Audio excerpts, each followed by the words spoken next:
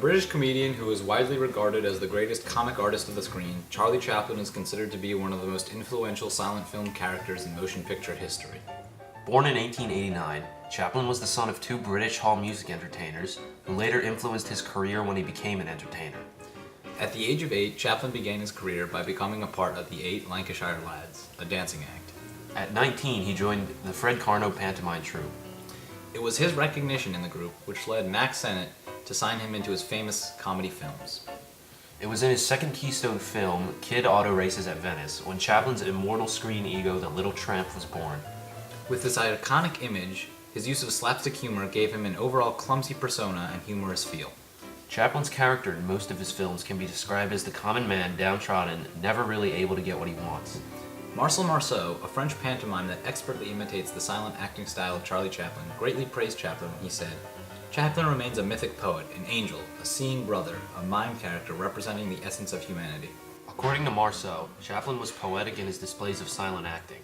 Not only did this mythic poet glorify and expertly create marvelous films of miming, Chaplin also could present a relatable character of the average American while still being funny and entertaining.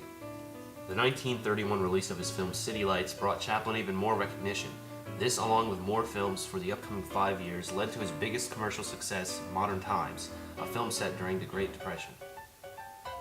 It follows Chaplin and his odds with modern equipment, mainly initiated by Henry Ford, an industrialist who sponsored the assembly line and idea of mass production, and Frederick Taylor, an engineer wanting to improve industrial efficiency.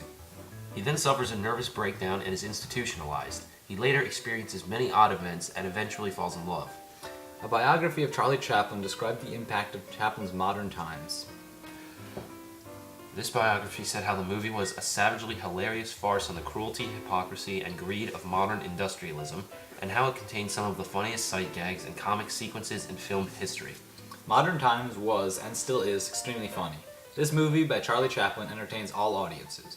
Yet, aside from the entertaining aspect of it, Chaplin was still able to incorporate a message in his films.